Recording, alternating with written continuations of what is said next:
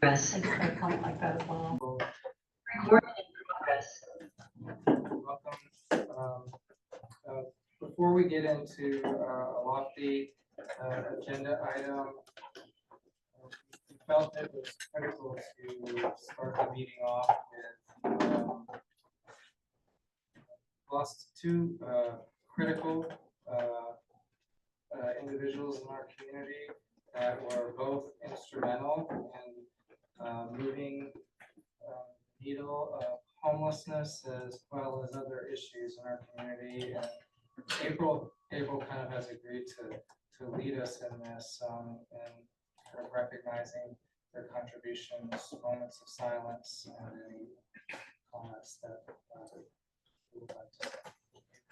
So GW Roll, as many of you know, has been a member of our community, represented the formerly homeless group and did so beautifully.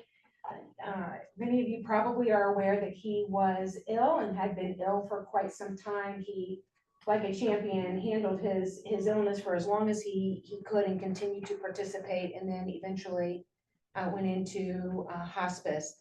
GW has passed away. The celebration of life information is there on the screen. I would like to do a moment of silence for GW and all that he brought to us, and then we'll talk about memories.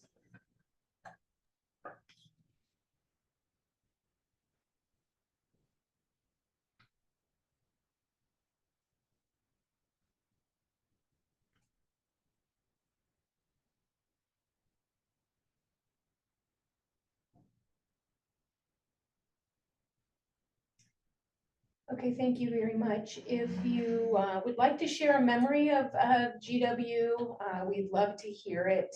Now, as you're thinking of GW and just his wit, his wisdom, his humor, his, cantankerous attitude most days, I will say that Victoria generously drafted a obituary that will be in the Tampa Bay Times. So if anybody wants to contribute to the cost of that, Victoria has used her own personal credit card to pay for that. That's already been done. I know many people had said in kind of email that they'd be willing to contribute to the cost of that. So memories, anybody have a memory you would like to share about GW? Can we talk about his smile? Mm-hmm. My goodness, you walked into a room, GW would look at you, he would smile, and you just kind of feel like things were going to be okay. He was there, he was present, and he cared. He didn't just care about the causes, he cared about the people. And I always thought that was really awesome. Yeah, his smile and you thought things were going to be okay was generally not my experience with JWB. My experience with GW was really the sky was falling and we needed to take action now, right this minute, which I always appreciated. It was a sense of urgency around what we needed to be doing, and housing specifically was his focus, and all the other things that we could talk about we needed. Housing, I remember one day saying to him, something about, he or somebody we were working with deserved better. And his response to me was just so direct and so poignant, quite frankly. He said, it's not about deserving. Everybody, right? This is a human right. This is about dignity. It's not about who deserves and who doesn't deserve. And I thought he said it so beautifully. When he just kind of confronted my use of the word about deserving, the use of the word deserving. And when I think about GW, I think about so many kind of profound moments over a decade or more of he would come out with something and the room would just get silent. Because I think he had this ability to say things that maybe sometimes other people were thinking but didn't have the courage or whatever to say. and he would say them. You could kind of always rely on him for that. But he was so dedicated to the mission of helping others, even to the extent that it meant his sacrificing his own opportunities. Yes. It was higher than his because, we worked with him towards in his later years of some housing, an opportunity that he had, and he could not follow the rules that you needed to follow, which was not allowing homeless people to, live in your state, your home, and not have them all there. To him, to save those people from a night on the street was worth the risk of His own housing. That's right. And it was frustrating dealing with that, but it's a testament just to his conviction of helping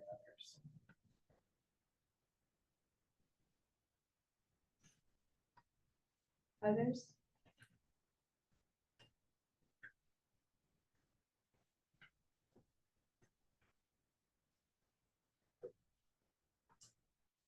All right, if there are no other stories that we'd like to share about GW, I do hope that you will be thinking of him if you're unable to attend on Saturday, that you'll be thinking of him. Sam, many of you know Sam, who sits on the full COC board of directors and has been responsible for system and data performance and all those other kinds of things, is a good friend and colleague, of course, to GW. Having belonged, I believe, to the same church and other things.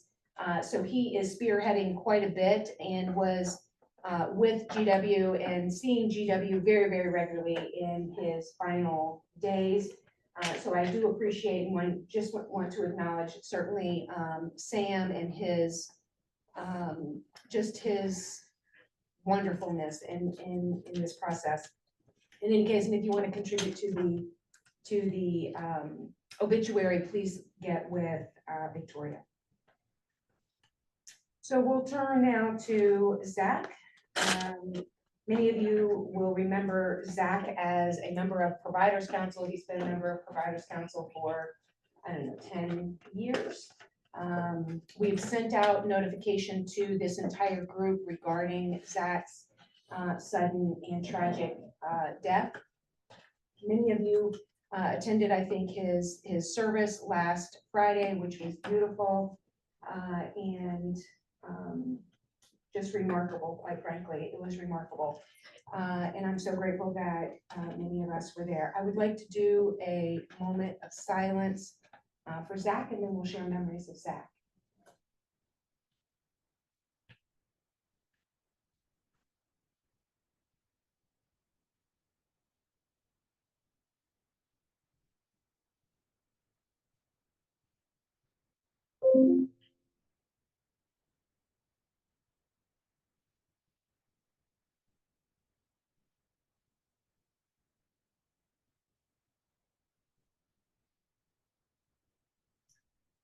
Okay, thank you very much for that. And I would like to open up the floor for people to share memories of.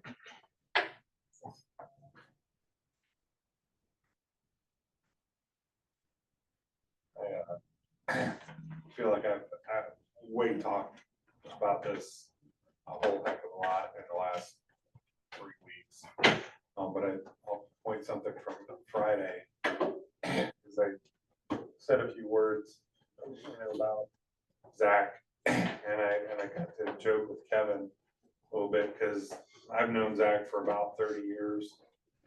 He grew up around my family, and at Thanksgiving one year, he was working at Boley. He might have been like 25 or something like that at the time. I found out what he was making, and I offered him a job on the spot, and came work for us for a couple of years before he went over to everybody's tabernacle that had.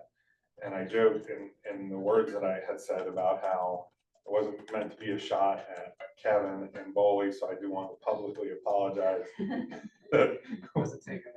then Kevin and I talked about how what Kevin's role at that time was trying to get Zach into a different program, and I was able to beat him to the punch. Zach was joined our board and was our board chair actually for the last several years. I'm just gonna miss him, and this is the best I've done without getting choked up, but I was choked up just a few seconds ago. And he'll just be missed.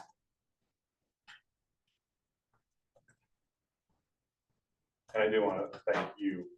Ashley, you've been phenomenal to just go back and forth with in the last 3 weeks. And so April and I were talking yesterday, the day before, because apparently we've been together all week, and about, just being able to talk to each other. I just, I mean, this is tough. It's tough for everyone to have you and I've talked this to death too. I think your husband's gonna start getting pretty mad with all the texting back and forth. But I just appreciate what you said last week and the reverence he had for you. I know it's been a tough time, but just thank you for that.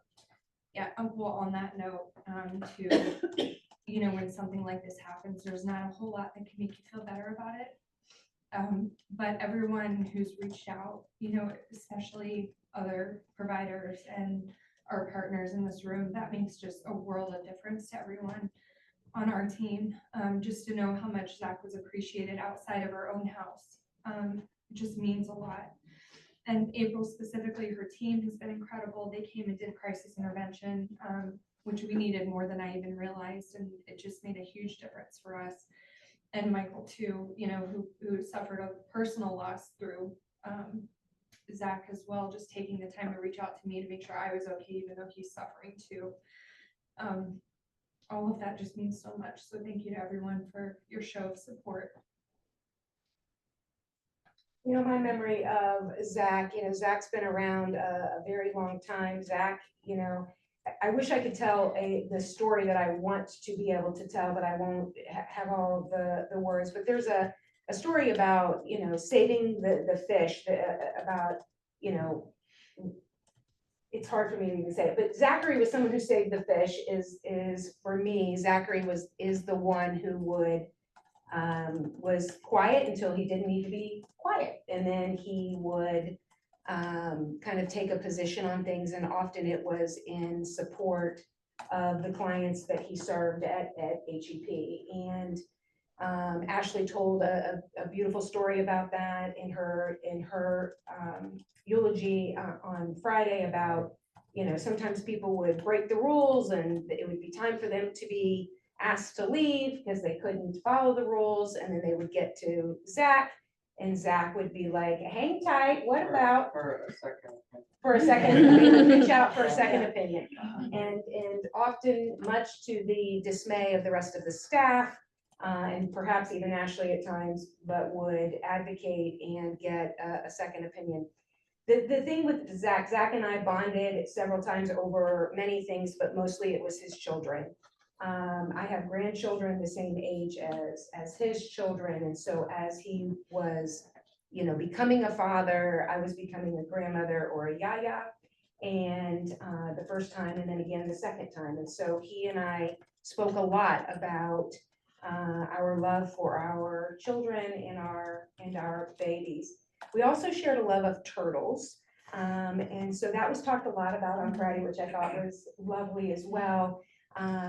Because I didn't know, everybody didn't know necessarily, or did know, I don't know, about our love of turtles. And so Zach will be missed terribly by so many people and for so many reasons. I was grateful for the 300 people who showed up on Friday. And as I looked around that church, I wondered if Zach knew that 300 people strong would show up for him. And I was terribly sad that we didn't have the opportunity to show up 300 strong for him when he was struggling.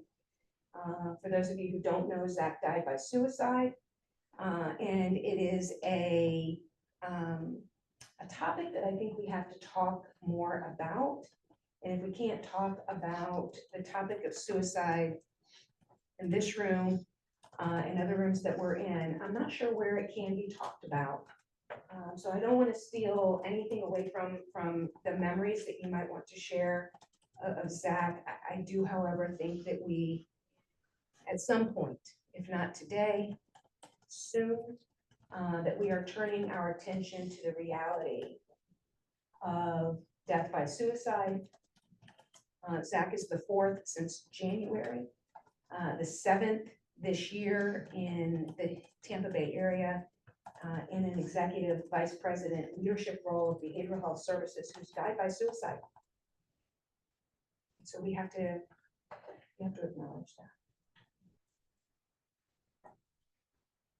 Zach was a guy that, when I first got involved in transitioning over to the homeless leadership board at the time, we were young, we had a common interest in music and skateboarding, so we kind of talked outside of this arena and we started to get close.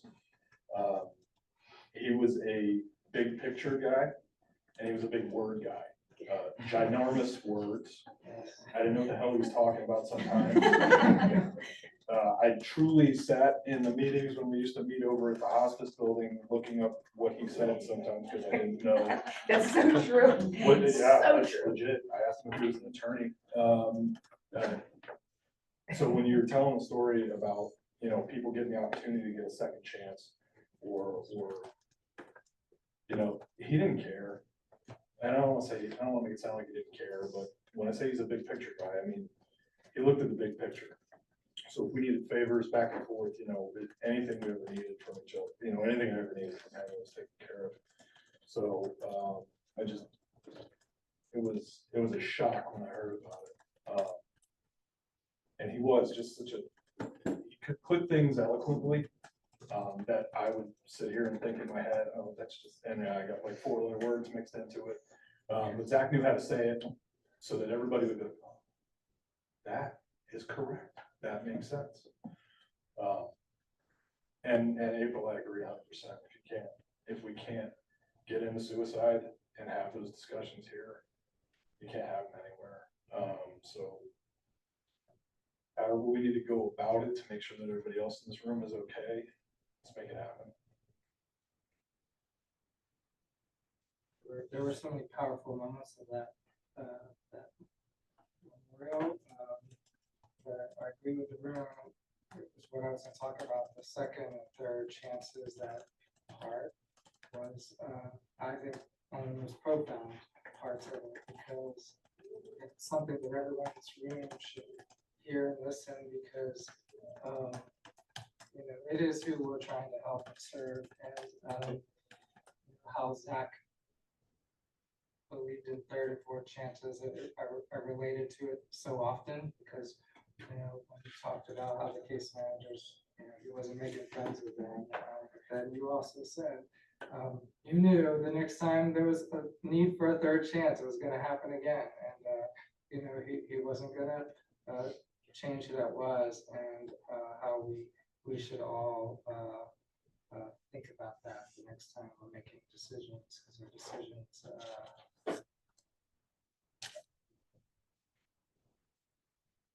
I also agree with the sentiment. Last year, I lost my mentor at Bold League to suicide, and you know, it's just becoming, you know, more than just a random occurrence. This is you know, when you have 7 in a small community of leadership people that are choosing this route, there's something that needs to be talked about. There's something that needs to be done, and we need each other to help us through those periods. I think a few years ago, I think you organized a mental health first aid on Zoom, like certification for 6 hours. Do you think that's appropriate? Should we do something? Is there another level of awareness and training, or what are you suggesting or thinking? Well, you know, mental health first aid, certainly everybody should. If you haven't been through a mental health first aid course, you know, you absolutely would be invited and encouraged to go through a mental health first aid course. You know, mental health first aid is, certainly could be helpful. What mental health first aid does relative, I think, to this topic is, as a part of the curriculum, it really is about assessing for suicide.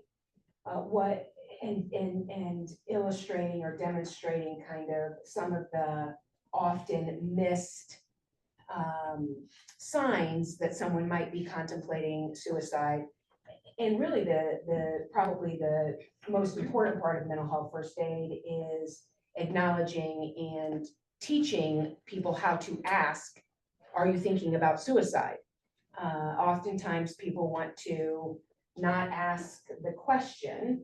And sometimes people will say, I think even across the country, people have said, right, I don't want to ask the question because I don't want to offend somebody. I don't want to put the idea in their head. Those are the two that we hear the most. And what mental health first aid does is kind of disabuses everybody of those ideas, right? That there is literally no research to support that asking the question would ever put the thought in somebody's head. And while there is some evidence, right, that asking the question can be offensive, it's worth it, is what I would say, and people will eventually get over it if you come at it from the perspective of, right, I care about you and I just want to make sure that you're okay.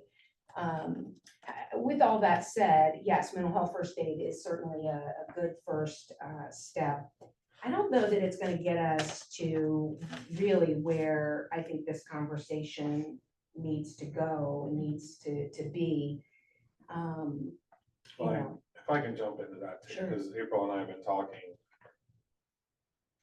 for a while about this, but we had our park meeting yesterday and about 40 people, and we spent 45 minutes just talking about this. And and I had people reaching out to me during the meeting and said, thanks for bringing this up, and said similar things about losing people to suicide and its prevalence. We're talking about maybe doing an editorial board because we need to have this discussion in a much more public way. And one of the things that April and I spoke about is that someone who spoke last Friday was, I guess, a preacher, and he talked about how he never met Zach in person, but he talked to him every time there was a problem with an invoice.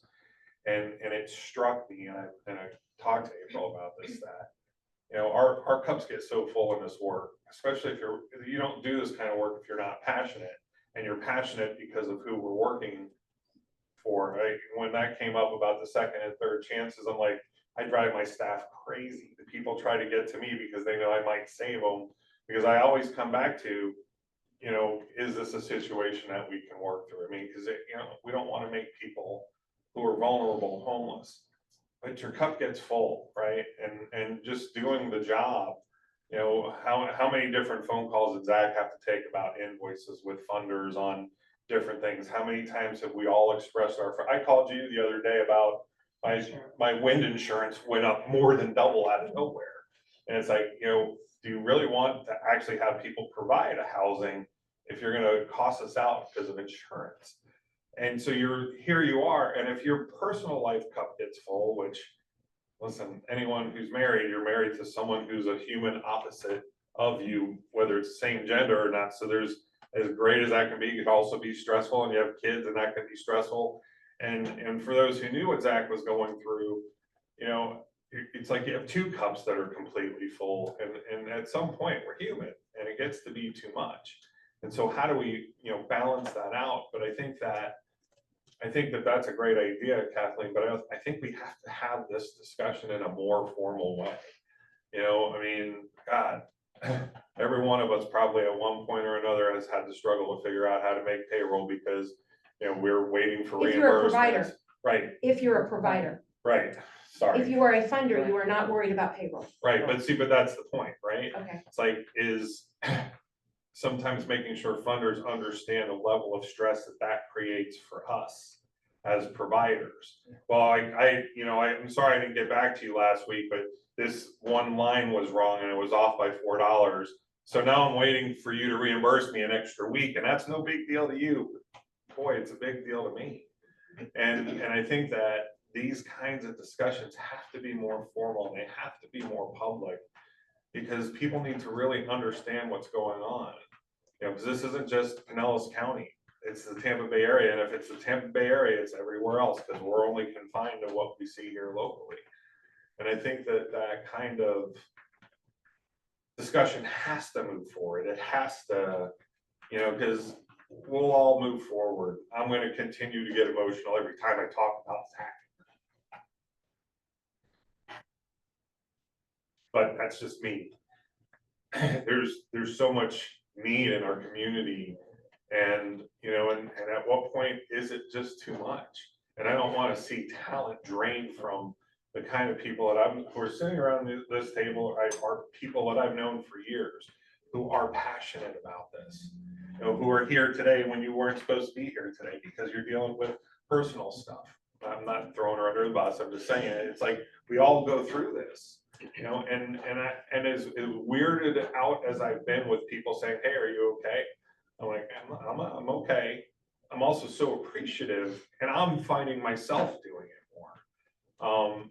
But that can't stop because, you know, we get back to, you know, all right, you know, it's already been a week since the service last week because it's just been nonstop.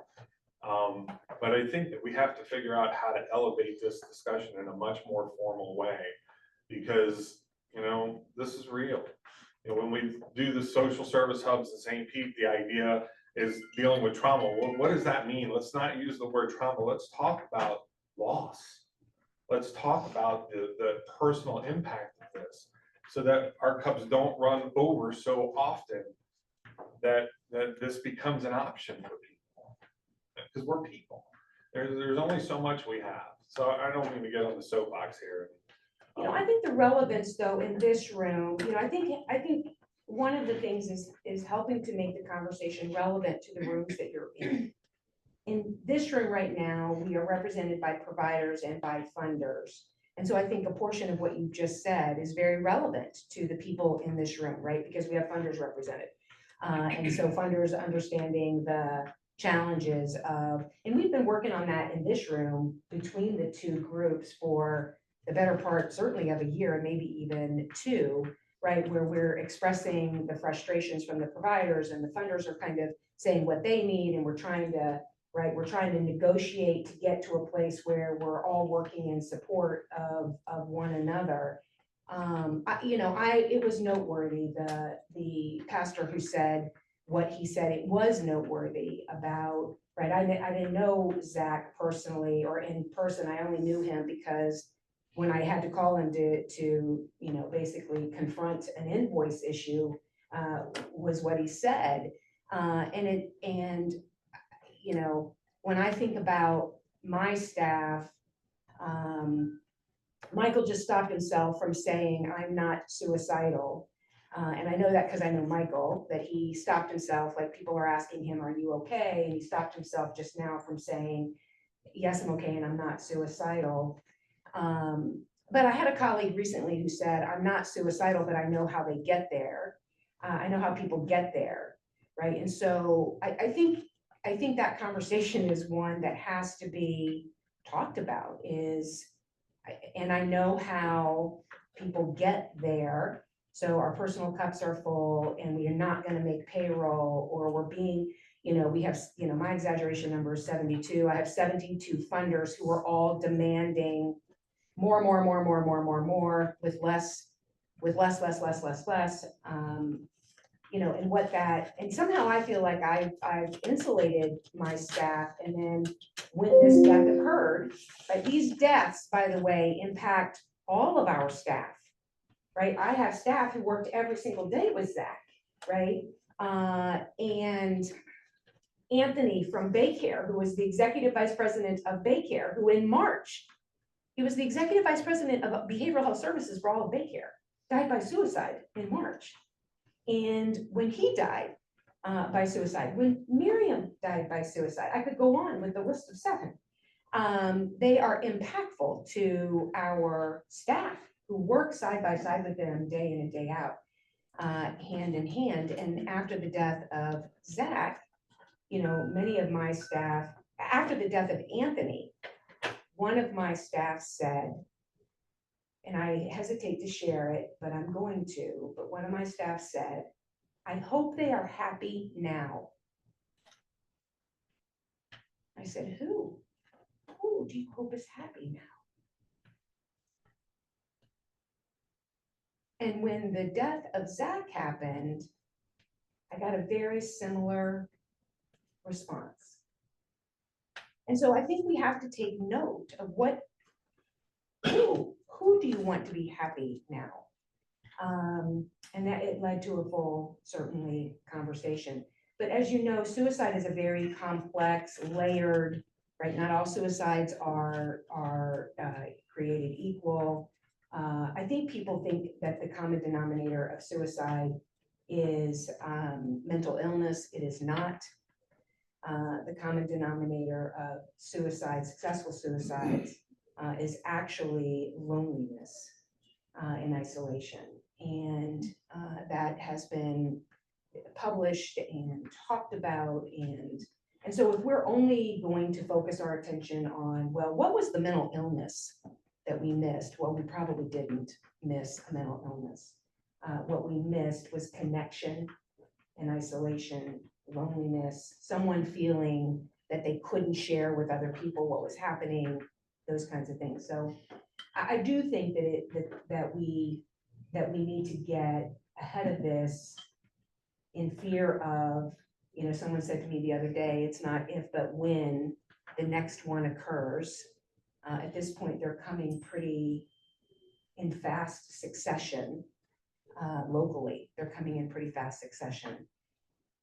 And I think if we had any group, in particular our first responders, if we had law enforcement, if we had 7 law enforcement officers who died by suicide in a matter of 4 months, we'd all know about it.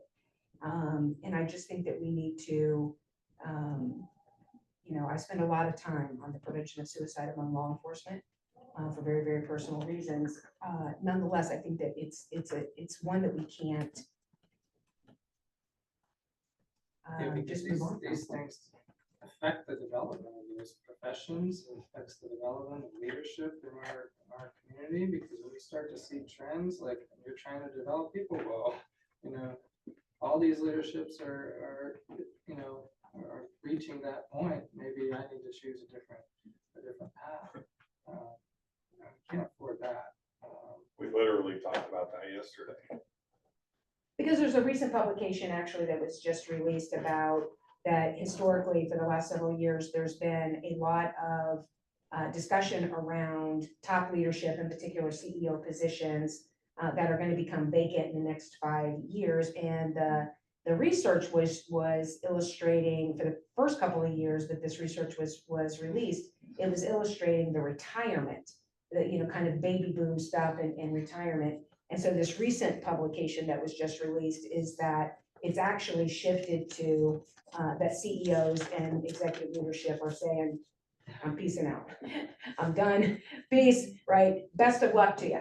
But I can't, I won't, it's not worth my mental health. It's not worth, I'm peacing out of this. And so that there's this new now trend of vacancies in these positions because people, are done. Well, there's a level of pressure that comes along with those roles when you're feeling that way, and there's not you not only have the lives of the people that you're serving, vulnerable lives on that decision, but also the workforce and the organization's history and impact in the community. COVID's been around, since 2020 now, but there was such a urgency to ramp up, right? And the passion we all have, especially the providers on the front end. And then all this money came into the system, all these things expanded, all these programs. And now we're in those contraction years where the needs are still there too. So now we've got that disparity, which weighs on, the passion tax, where how do we help all these people with less?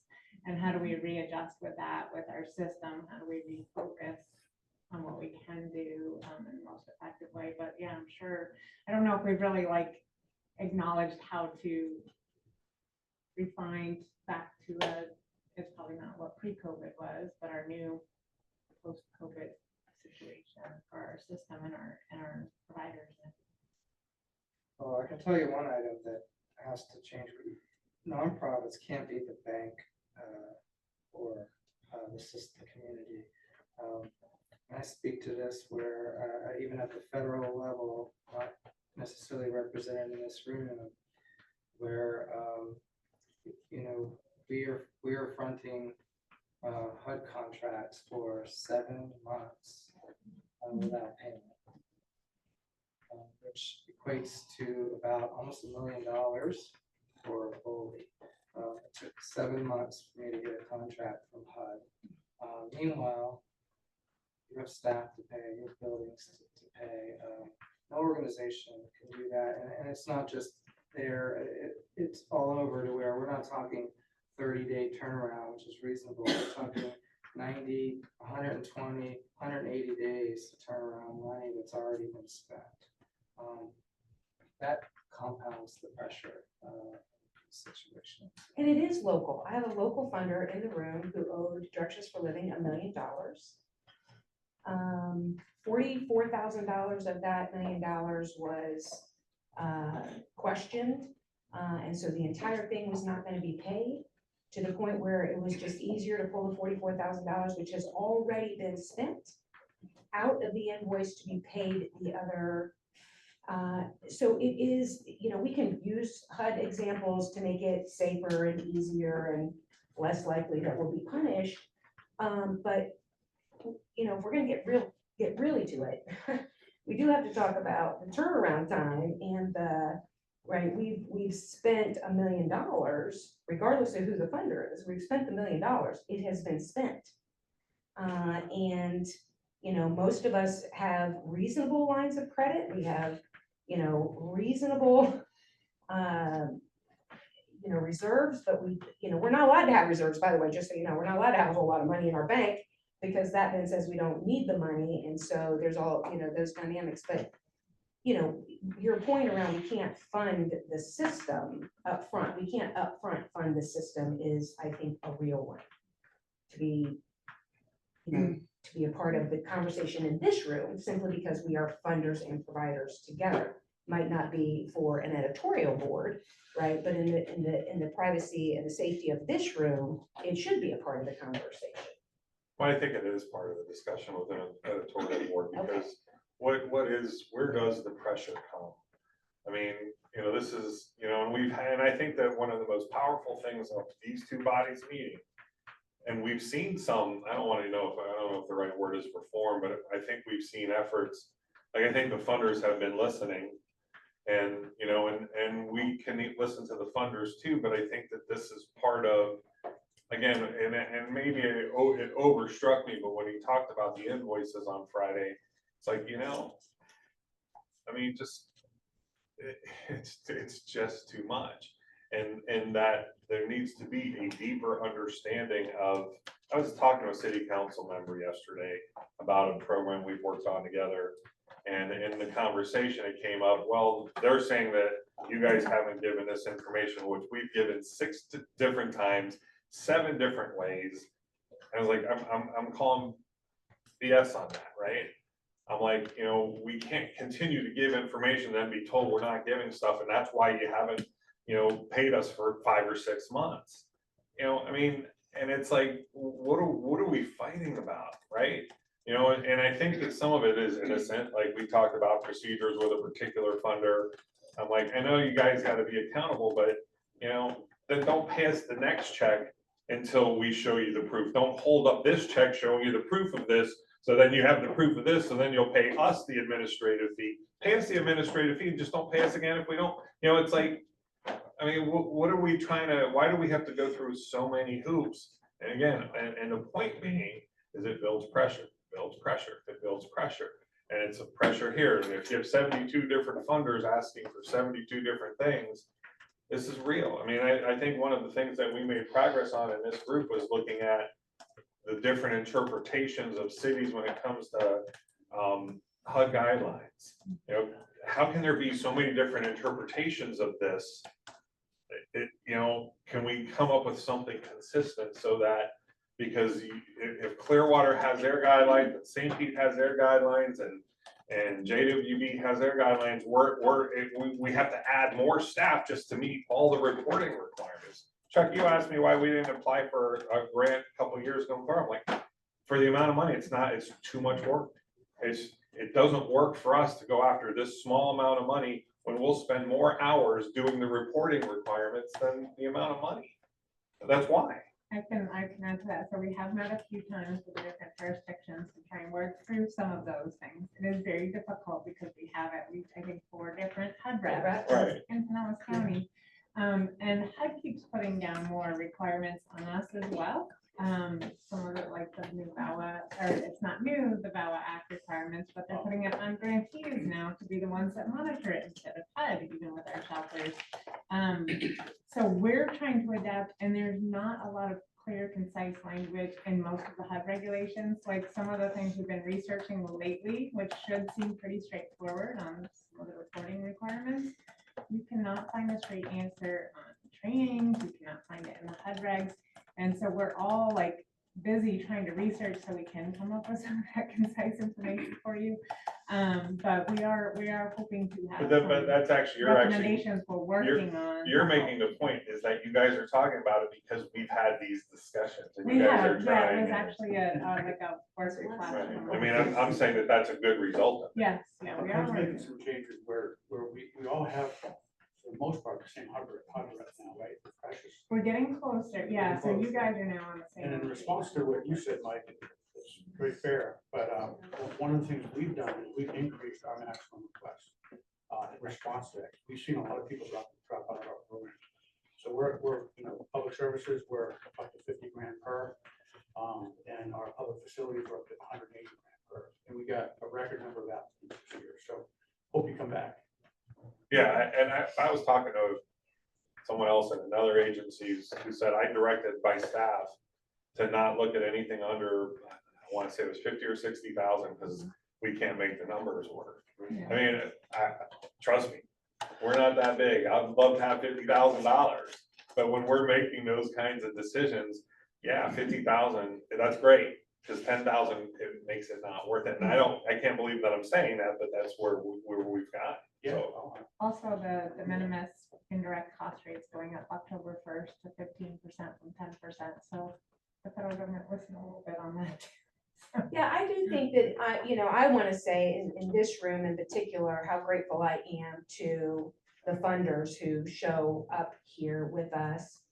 Chuck in particular, Arrow certainly, because, Amy, who's not here today, but, who have, in fact, as a result of these conversations, have, demonstrated at least a commitment to trying to unravel, untangle, get, kind of smooth out some of these frustrations for providers. And, a lot of work, a lot more needs to be done that's outside of like these HUD rep. We all knew that it was going to be outside of your very specific control, but this idea that the HLA would help us facilitate getting HUD reps in the same room, right? Chuck's getting approval to do one thing, Largo's HUD rep says absolutely not. City of St. Pete's like, of course, no one's going to jail. We've never asked for money back, right? All of this stuff. Meanwhile, those of us who are waiting on reimbursements, right? We aren't getting reimbursements because people are. So, but I think, so much progress has been made, but, and I think we probably need to move on, but I do want to say that, I hope that what ultimately comes of our loss of Zach and Anthony and Miriam and the others is, that we are all recognizing in each other that we're doing the very best we can and that we need kindness. We need to be, I had a colleague in in my trust circle yesterday who said, with a funder, by the way, that's represented in this room, that he had 4 staff who quit because they couldn't handle the way they were being spoken to by this funder. So in the end, I think it's about kindness in being as kind as we can be to one another. I encourage providers too, is if you're stuck on something, pick up the phone call. Like we had one that didn't realize that it was supposed to be a reimbursement. They thought it was for a public facility. They thought they would just get the money and then pay. So, but it was like, let's figure out what we can do. What can you pay in increments? Let's get little increments made so that you can make the payment. We'll reimburse you right away, like process it the same week, and just work through those solutions when you get stuck so that you're not on the hook. And I know it sounds like you had like a bunch of conversations, but if we sit and wait for an email, sometimes it just live until the next pay period, that kind of thing. Pick up the phone and figure it out. If you've never been able to make payroll, first of all, if you're not in a position where you have to make payroll, you really need to think about what it means to not be able to make payroll, right? And so, many of us in this room, if we are often on Wednesday hitting the go button for payroll and we don't have the money in the bank because we were expecting reimbursements from this and that and the other thing that are now held up because $1 million is being held up over $44,000 kind of thing. And so, a colleague who said to me recently, I'm not suicidal, but I know how people get there. I've never been as stressed as I am right now in my entire life because I don't know how I'm making payroll. Is the reality. So funders don't often have to worry about, right, our tax dollars for the most part, right? I wanna add to that. Tell though. me. Like my staff, we have a little fund for stuff we do that's not chargeable to grants. My staff is fully grant funded. So when SHIP cuts our budget by 1/3 for this year, that affects us. When a good portion comes from program income and the interest rates go up and we're not getting loan payoffs, that affects us. And then we get, costs of employees go up each year, which sounds great for the employee, but then for us, we have to figure out how to adapt, how to apply for new grants to keep them on. So we don't feel it necessarily weekly, but it's a constant thing, like, okay, I gotta have this person work on this now because the admin money's gone to this, or they can't change their time to that. So, we've got some other similar grant funded providers here, and we do have to juggle that a lot too. Yeah, One of our other federal grants is like fully on the chopping block, the home fund for next federal year. So there's another full grant fund, and how do we provide for it?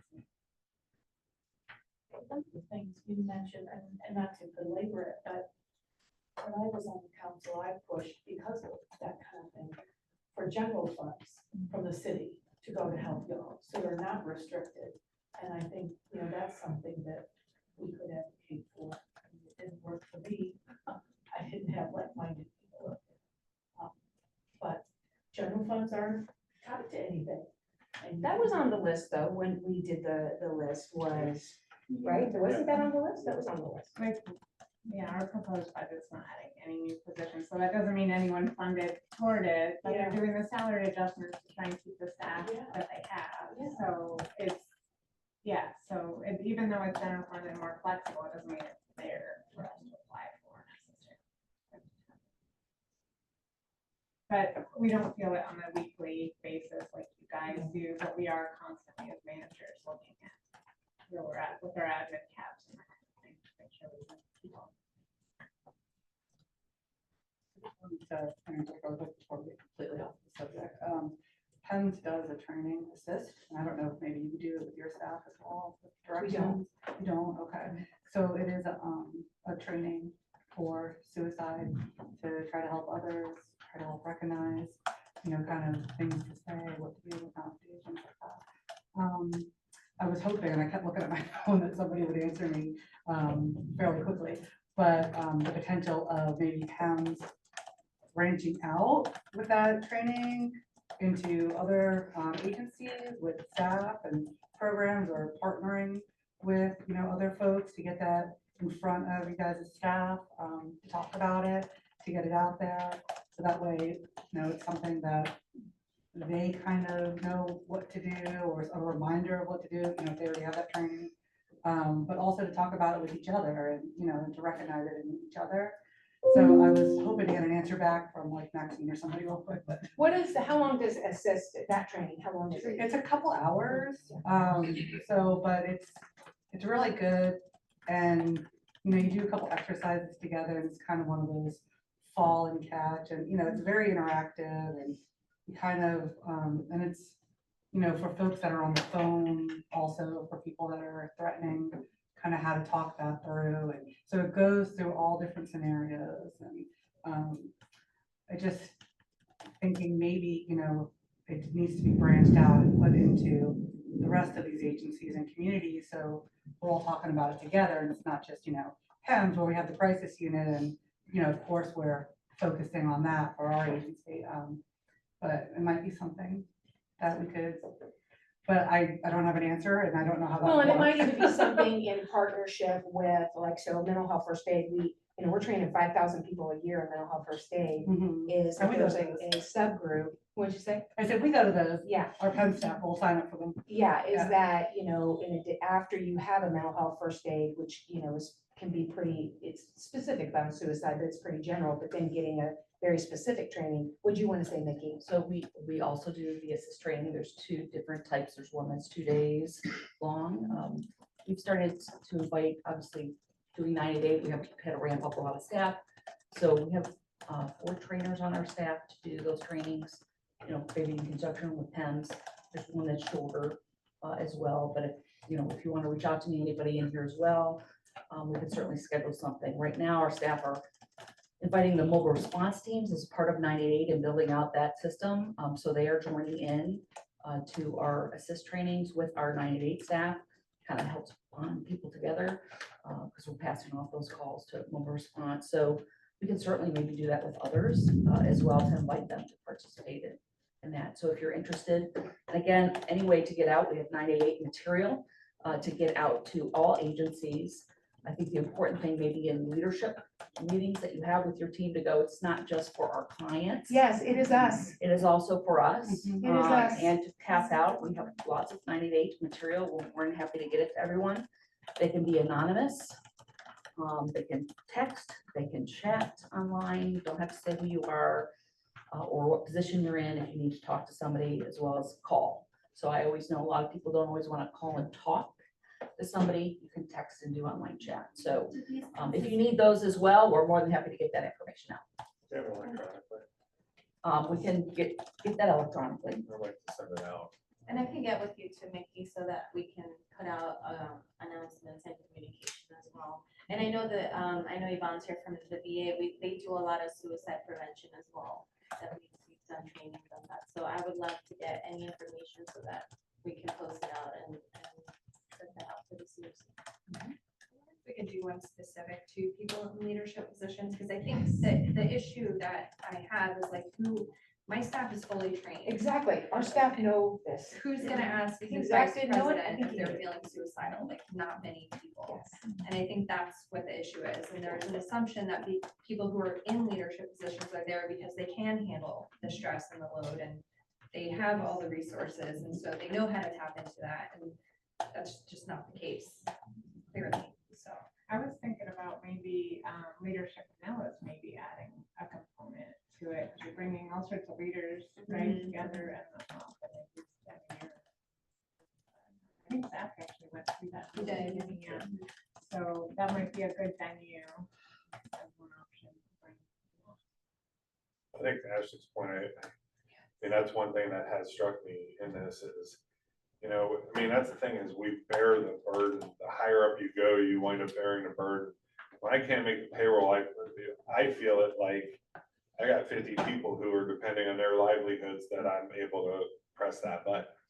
And that's the higher up you go, the harder you personalize it, you internalize it more, and that maybe because you're seeing this in leadership positions, and it's not a coincidence. I'm not saying you don't see it everywhere. I'm not diminishing that. I'm just, Especially when we know some of our staff are a paycheck away from homelessness. Yeah. So I think getting together and maybe putting things kind of into our agencies, we're all learning together and where it's a constant reminder and it's a constant talk about issue. I think that'd be good. And that assist training is pretty fantastic because it actually makes you think about it, walk through it, talk out loud, and it gets, you have to work through examples. It really is a good training, but it shouldn't be just a one and done. Like it should be like maybe yearly or so often, like everybody should have this. So it's a constant discussion. I agree. I really do agree with you, Doris. I think it's gonna be, it's probably, as everything, right, it's pretty layered, right? To Ashley's point, we can send all of our staff to assist training. I don't know who on my staff who would go to assist training would come to me and say, are you suicidal? I'm noticing in you, April, are you suicidal? I would like, we have to figure out the executive, the piece here today is the 7 that we're talking about and the 4 since January are executive leadership. They know, I promise you, they know the resources, they know 988, they know 911, they know, I promise you, they're probably teaching it. Okay, Anthony, who was the executive vice president of behavioral health for all of daycare, I'm certain that he knew about 988. I'm certain he knew about text, chat, email features. I'm sure he knew about, and yet, right? So it's that piece, that nuance somehow. It's like, yes, I do think all of those, that we should be doing that. And I will be looking into how we can partner on all of those. But and how do we reach this other level, right? We do very, very specific things with our law enforcement partners who are at high risk of dying by suicide. I would say that it is an epidemic across our country. And we do very, very specific things relative to that group of professionals is, what can we do specifically for this group of professionals? And I don't have the answer. I'm not sure that it's the stuff that we've been doing. It's potential though to talk through it, and maybe we have a training where it's all CEOs that come together in a room and talk about it together, and that's, a constant. It's one thing to know about it, right? Like you've done it at some point. It's another thing to be in a room with others at your same level, having that discussion and going through that training together. So maybe that's something, but it's things to think about. Yeah, it is for sure. Powerful. Well, I want to thank everyone for the time in this conversation. I know this went well beyond the agenda timeframe we had, but I really could think of a group to have gone through these conversations and discussions with. And I think it was well worth the extra time. And I think that it's also paved the path for future continued conversations on this topic and others. And I really appreciate everyone that's stepped in with ideas and solutions to how to address this. And I think that's that is the power, I think, sometimes when these groups come together. So thank you all. And, with that said, we're going to move on with the agenda. Our first action item on the agenda is the consent agenda, which includes the joint meeting attendance. So last meeting, we combined all the provider funders into this consent agenda. So we have made sure to separate that out. So the consent agenda here is just the joint meeting attendance and the May 2024 joint meeting minutes. So stand for a motion. Move approval. Second. Motion a second. All in favor say aye. Aye. All opposed? Ayes have it. Consent agenda approved. Moving forward to our Funders Council leadership, also an action item, and Daisy's going to lead us through this. This is for the Funders Council membership here. We have a nomination for chair. Well, first, before the nomination, I think it's important to recognize our first nomination and agreement to step into the role of Chuck, who's here with us today. We're excited to have you, but Chuck has stepped down from his role with the Clearwater, so will not be fulfilling that spot. But I just want to thank you for agreeing to do that at a time when you really needed it, and your leadership for the city of Clearwater. That's not here next. My last day in the city is 16th. Andy Perez is here today. She's filling the role for a while. Dave Parra is still on my team. He used to sit in the resource. I believe they're going to give one of my employees in the role of manager. So if any of you get the opportunity to meet him, which I'm sure many of you will, you're going to love him as soon as you meet him. He's a fantastic guy. So I think we're in good hands. We have a great team.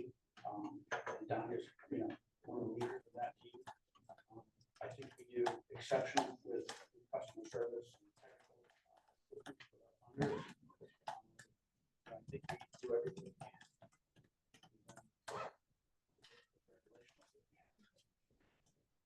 Thank you all, it's been a pleasure knowing you, so. Thank you, Chuck, you've been great, especially working with Chuck for 4 years and your voice at the table, especially for some uniformity with the applications it's been, and getting through COVID. You're gonna be missed. It's actually a bunch of things we can get approved real quick.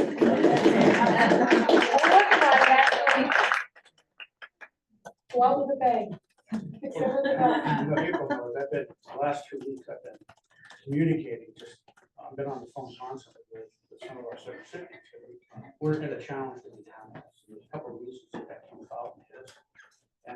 And it's incredible the response has been from our funders. It's really great, you know. I like to think it's because, you know, we provide on the other side and we do our part. But really acceptable the way, April, you stepped up and a number of the other funders, so it's really, really great. So I think we're gonna meet up. I think it's about relationship, and quite frankly, Chuck, I would do anything you ask me to do.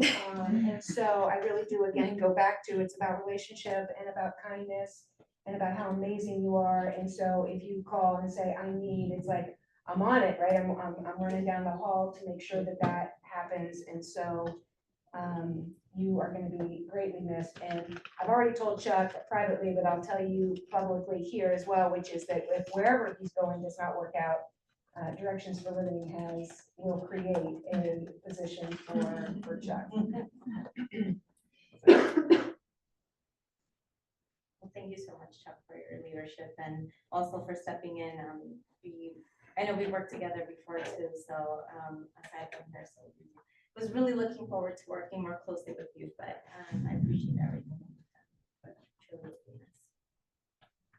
nice. So with that being said, so we are looking for the nomination for Funders Council Chair, and it's going to be an application for Elise Minkoff. She is the Chief Programs Officer with Pinellas County Housing Authority. Elise, I don't know if you wanted to say something to the group. Thank you, Daisy. Thank you, Chuck. Sounds like I have a good act to follow. Those of you that are familiar with the way I chair the Juvenile Welfare Board know that I like meetings that are streamlined, solid agenda, and we move forward to make some progress and to have some benchmarks and some guidelines. I sat on the Funders Council when I chaired JWB and had the honor of sitting on homeless leadership. So I have some familiarity with the Funders Council. I'm sure that Daisy will get me up to speed on what I need to know. And I'm sure Victoria will give me those past meeting minutes and a listing of the members so I can do outreach. Mr. Brickfield is our executive director at Pinellas County Housing Authority, and he's thrilled that I've taken on this position. And the Housing Authority kind of works both sides, provider and funder at certain times. So that being said, I'm honored to be nominated and would be honored to have your vote. Move approval. Hey, you're a provider. I don't even think we can vote.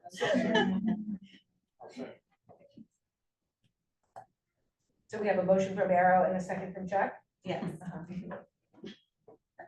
All in favor? All in favor? Funders? Funders. Aye. Aye. Opposed? Thank you, Elise. I think it's gonna be. On that long list. Oh, That's okay. Get ready. Yeah, Sarah. Well, now that we officially have a chair of the Funders Council, I'll hand it over to Elise for the nominations, for any nominations on the floor for vice chair. Be part of a great team. Are there any nominations from the floor for vice chair of the Funders Council? Yvonne, are you able to? You've got the background and experience at ADC In funders? and funders. I can't really answer that really quickly, which I know you guys have to make a decision right now. Not necessarily. We don't want to force anybody into a decision that might be challenging for them. That being said, are there any other nominations from the floor? Seeing there is none. I believe previous discussions that Karen had expressed an interest. Joe, But I we, thought that's what when we ran into the discussion of, based on the with a board of county commissioners being on the funders council, that's a conflict of interest. I think that would run into the same thing with the vice chair as well. I thought she told me she extended vice chair, right? And And she may have that. It's not here too. I think she was like, there was more committees that she said. Is the same true for you, Darren? It would be, because I have to brief our chair, our commissioner that sits on the COC board before meeting, so that would be conflict for both voting. That being said, there are no nominations from the floor. We will table this until the next funders council.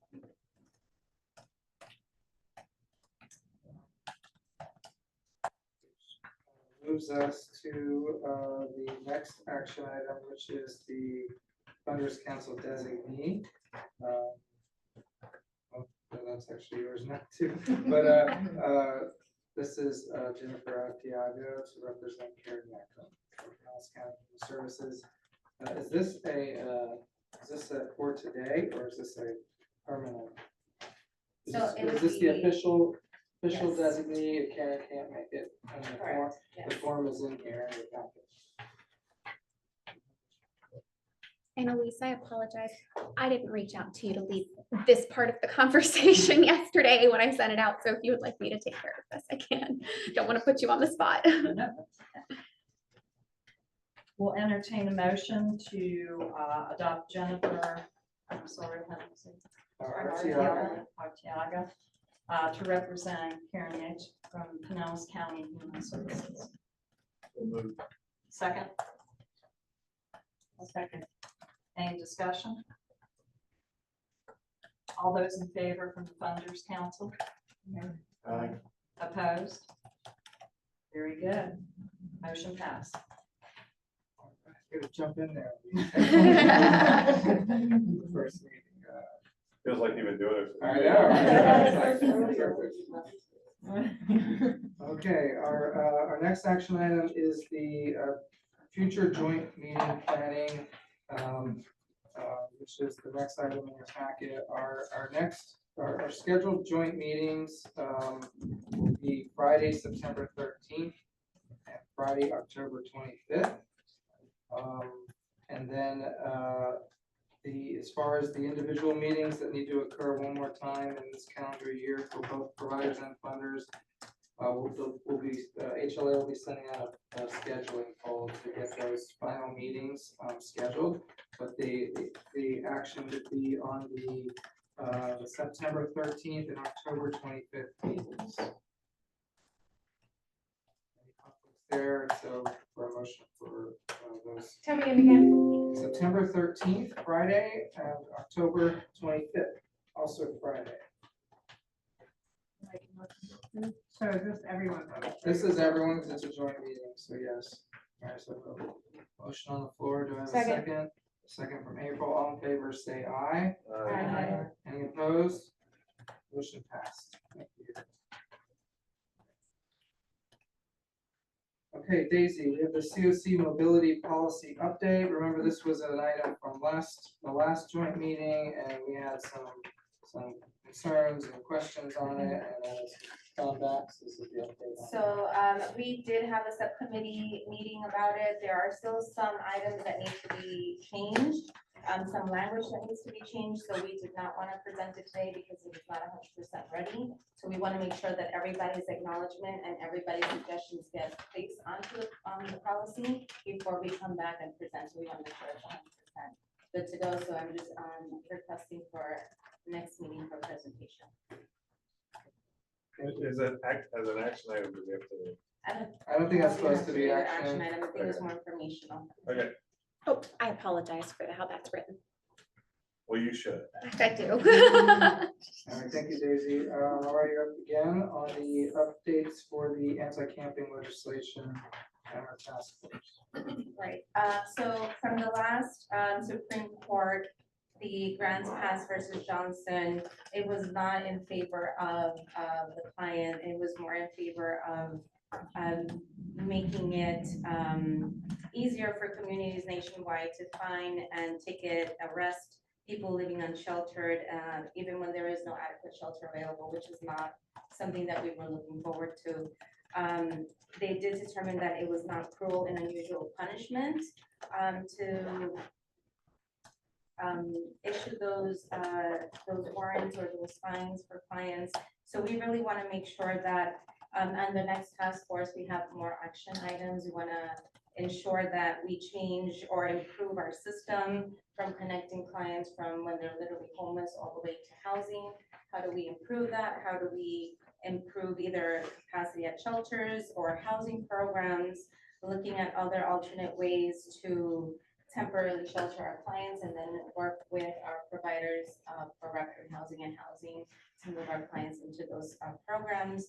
We're also looking at surveys that were done for regarding shelter stays. We will also have that data for that next task force, which I believe is on the 7th. And also looking at alternate housing recommendations. I'm not sure if we can still look at hotel motels, discuss the voucher options for affordable housing. There's also, we're going to put out some information on the portable classrooms. We've been having conversations with Ms. Beckman regarding how do we do that. I did reach out to them and they said that they would be able to transport the portable classrooms for free. But we just need to get the logistics from that. And I did invite them over to our task force meeting just to kind of get more information. But I am in communication with them. So if there's any interest in that, please reach out to me or Ms. Beckman and we can definitely get you connected. There are 18 portable classrooms that the school board wants to donate. I know there's a lot of different implications onto that, but we want to make sure that we can communicate and try to get that done as quickly as possible. So I just kind of wanted to give some update on what we're working towards and what that next meeting is going to look like. We really want to focus on some action things that we've done, some action items that we've taken. There is an application as well that we've been looking at an HLA that will help outreach in real time, identify clients and hopefully get them into shelter fairly quickly in real time. I know that Ms. Beckman had mentioned getting that number in real time as well. And I believe April, you mentioned that too.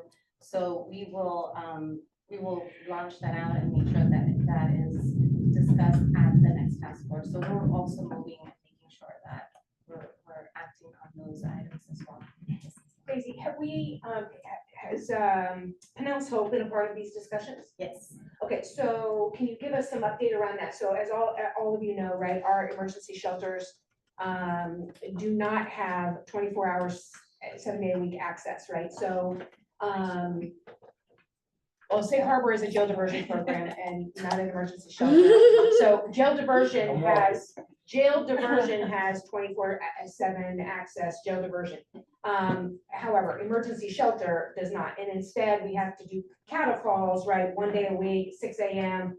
cattle call, humiliating, degrade, right? Not very good. All right. So what is Pinellas CoC? Are they willing perhaps to think about, maybe it's a staffing issue, I don't know, but are they willing to think about like, you know, extended days or extended hours, extended times that people could enter? I know it's also a capacity issue, and I know that the city of St. Pete had reached out, and I think they've paid for and secured additional beds available with Pinellas CoC.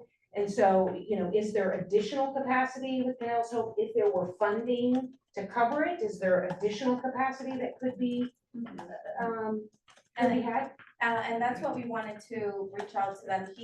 So Joe and Maggie have not mentioned to me that there would be, but we want to make sure that if we need to have a small I don't want to add another committee, but having a meeting with the shelter providers and have these discussions. Because I think it's really important for us to, because we did mention on the last task force meeting, can we increase capacity? Can we extend days of stay? And I don't know those answers. I think having that specific meeting with the shelters, I know Suzanne published a questionnaire of all of these items and not everybody replied back. So we want to get them together and we want to have this discussion. So that is something that we're definitely gonna look at. And they did express a desire to get some of these portable classrooms. And I don't know if that's a better option than tent for them. I don't know what their space looks like, but that is something that we are talking to them about to see if we can get those classrooms over. I want to clarify too, April, SVDP is 24/7. Yes, okay, you're right. It Yeah. is. You're right. It is 24/7. So someone can come to you anytime Yes. and they call somebody and we can bring them there, but it's a capacity issue, right? I Capacity. mean, we do have capacity issues, sure. If there were, like, I remember there was a time when we really needed additional emergency shelter for families. And there was like a wing or something that was unused and with funding could be opened. That was years ago. Is there anything like that now? Is there any unused? We don't have any unused space right now. No, we don't. Is there any unused space with HEP that could be converted, that could be expanded? No. I have a quick question, maybe I didn't hear you. Where are those trailers going from the school system? Where are they supposed to be located? So it depends on whether a shelter or provider would want to take them on to their So they own have- property. so They have property space. available, you mean? Correct. Do any of them have property? That's what I'm trying to find out with the shelter providers. I mean, I know Pinellas CoC, they have some space, but I don't know how much space they would have to take. Well, I talked to Joe Pendleton, and he said he didn't have any space. He said, and he might have, he might have found space, but he said he might be able to use one for storage that would help him. So it would be useful for a nonprofit, but not to convert it.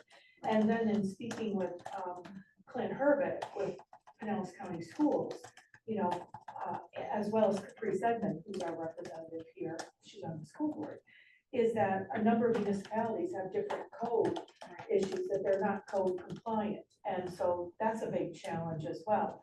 So it's nice to have a free portable and free transportation to get it to where you want it. But it's not like, okay, now I put a divider and plumbing and it's gonna be good to go. It's like, not Yeah. necessarily. Because I actually was even thinking, I have enough space land-wise, maybe take a couple portables, but I'm gonna have to go through zoning because, we have, even in the renovation that we're finishing, and we are finishing, I know the last time I saw you, Joe, we're waiting on, one letter from frickin' engineer, but we were gonna use, the second story there to do some sort of emergency shelter, and we have a whole big zoning issue because of the way the space is used. So if we were to take something on, then we're gonna have to go through zoning to see if we can even do it, because X number of beds per square foot, I just think that it's a lot more challenging. So I'm like, that's great if you have 18 portables, but where are we gonna put them? Exactly. That's gonna, and then how quickly can we get through a zoning or rezoning process to do something with that? Right. Is that, I think at one point we talked about, like, let's find a closed school. Well, that sounds great, except we have to go through a number of other kind of issues with that. And is the system set up to quickly do that? Well, we've been real intentional, Daisy and I, in reaching out to the sheriff, to have Sheriff Galtieri attend the next task force meeting. I think he said no, or that he didn't respond to me. As well as Clint Herbert or the people from Pinellas County Schools to be there. And you know the names of the people in charge of gym and, these classrooms, to ask to answer specific questions during our task force meeting in August. So I hope they attend, the people that are the decision makers or that know about that stuff. So it's sort of building code, so it would be Yeah. building officials. Yeah, we gotta be real very But then there's land specific use, about there's that, land 'cause use and building. I don't think codes sheriff has a whole lot to for- do with for it. really- And I think if somebody, if a provider thinks they might be interested, and you think you want to have it in Largo or unincorporated or whatever, then we could invite, that code, whatever director, to be there to help work through what might be, is there a fast track? I do know, Largo is up there to get through for zoning, which Hems went through a lot with them to try to sell our property. And it never got fixed. So it never got sold to the folks that were trying to purchase it for, shelter or, rehab or whatever they were trying to have there. So, internally it was purchased by one of our doctors, but that land is, you can't, Logan won't let you use it for any of that. There's actually a case study for some code amendments we're working on because it's such an awkward site in many ways. It's got like 2 different land uses, it's got this, that, and the other. It's been very complex for sure, on that site, but that is, That's why I didn't buy it. That's why a lot of people didn't buy it. Right, you can't use it. You're gonna have to push Everybody, it. we all loved it and wanted it. We can't use it. It was a lot of land too, And because if you it's so can't much. use it, it's, Yeah, right. yeah. Okay, well, I appreciate the update, Daisy. I hope that, again, with the current shelter providers, in particular, Pinellas Hope, because I haven't heard from them, is really if there is any, because I remember Amy saying that they had reached out to them and that they were able to purchase more bed space. And so maybe that capped them out or maxed them out, or I don't know what, but Yeah, they had I believe it was 23 or 25 additional spaces. beds that they were able to purchase, so. Tents, like platforms for the tents out there? I think so, but it was, yeah, so, No, we don't have anyone from Pinellas Park here. Pinellas Park, yes, we do. Oh, That's for you. hello.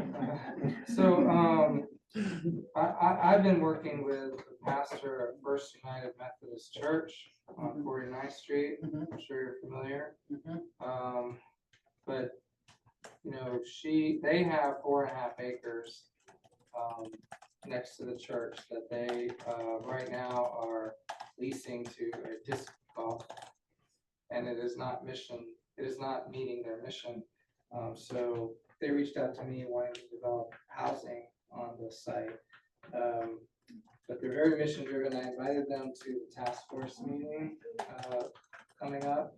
And really just to get more involved, because I find sometimes our faith-based communities are out there. When I went to go look at the site, it's private land and it's clearly an encampment after hours and on the weekend. The homeless live there. They're very protective of the land, but I don't know what their authorities will say, or what Pinellas Park would allow from, I know it's on residential right now. But it is 4.5 acres of just land. So they are not happy that it's not going to the community to solve. That's wonderful. Yeah, again, it will come down to like the development of that, even putting portables and everything. Zoning, plumbing, all And then kinds the of. state law, I think, I don't know if maybe that's not camping, security and the mental health. Right, The other that they're required to be on site with it. Yeah. So it's like- And funded for that. Unless it's private property, which it is, and so, in which case, Oh, it that's does true. not have That's to. true, you're right. So let's remember the loopholes, because that could, That's true. that could work. That would be amazing. I know Pinellas Park City Manager is amazing, and amazing. If anything's likely to get approved, it would be under his leadership as far as I'm concerned. So, I'm curious if our priority for adding space too is looking at our most vulnerable populations too, like we talked about ADA accessibility. Time that we have very few beds and some that are actually. I don't know, if something like that, actually could serve. They do have ramps. There are ramps. Right, I'm just thinking, I mean, because we have so many, like, we can't say go to safe harbor if you literally can't sleep on the floor. Well, this is something that I'm aware of. I was gonna ask the group, I'm not really familiar, but a member came to our lived experience committee last week. Are you familiar with Pastor Bill? Yes. I believe he was from Florida Dream Center. Yes. Yeah, he also had expressed that he was convening a lot of our churches in the community to assist with this anti-camping bill, and he expressed some interest in learning a little bit more about the classrooms as well. So I've been in communication with him to look at that avenue. So Steve, Cleveland. yeah, was a member of our providers council for, think he still is for, I no? don't think he is. Okay, so, but yeah, They're not assistant. Yeah. Pastor Bill was, I kind know. of went off yeah. his own direction. But he is coming to the task force meeting. Yes, He's we invited. invited him. Okay, any other comments, thoughts on this item? Oh, I'm just gonna say one thing, because it's bothered me for a while, since July 3rd. So July 3rd, the Tampa Bay Times editorial board wrote an editorial about praising the sheriff's department for getting ahead of the anti-camping legislation and having a plan and all that. And, they referred to, one thing that really ticked me off was they referred to homeless not taking advantage of these housing opportunities. And we don't have housing opportunities for the homeless. We may have some shelter, not for everyone. And so anyway, composed a big long response, and members of the executive board helped shape it. Aaron Swift was a really big help with HLA board. And then we got it submitted and people liked it. And then, Graham Brink with the editorial board said, you need to cut it down to 300 words. And I said, okay, but this issue is worth a lot more than 300 words, the nuance, the complexity, the puzzle pieces. But Aaron helped me and we worked together and got it to 300 words yesterday. And so I pushed send today. And I copied people on the executive board and whatever. So I'm gonna send you all, everybody on the whole COC, a copy of that July 3rd editorial, my original long-winded one, and then the 300 word one, so you know what's up. Because it needs to be responded to. And like you said about the suicides, it needs to be a community discussion. And so I think, it deserved more than 300 words. But we get what we get.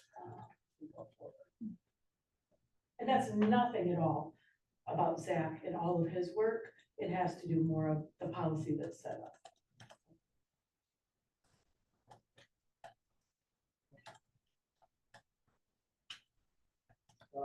Our next item is COC priority populations. This is more of a update. This was an action item from the last one. Yes. From both COC providers and funders, but there were some structural alignment aspects of this that I think created some confusion on it. And it also, I bring it up because we discussed it at the COC board, but when we went back to the minutes, we actually never took action on this item. So this has not been approved by the COC board. So it is on the agenda for the next COC board meeting to take action on. But I bring it back here with its new structured format to bring better clarity around its importance, this was a committee that worked on this, and we organized this list by vulnerabilities and risk factors, priority populations, and then interventions. And I believe the way it was organized, it had some of the priority populations subtitled under veteran reentry status, which created some confusion around veterans not being prioritized in our list when in fact veterans are kind of represented in a lot of aspects of this. They're represented In the risk factors. in the vulnerabilities among all populations. So when we did this, our goal was to kind of avoid what we've done historically, which was kind of all debate over the populations that we all might serve at our communities and really focus on vulnerabilities and risk factors. But then some of the data that we have around the highest vulnerabilities, there were some subpopulations that have stood out in our data, which was the disproportionately represented minority groups, the veterans that have re-entered in the past 3 years from active duty, as well as families with minor children, older adults, 62 and older, chronically homeless households, and youth 18 to 24. And then our interventions we're prioritizing were prevention and rapid rehousing interventions.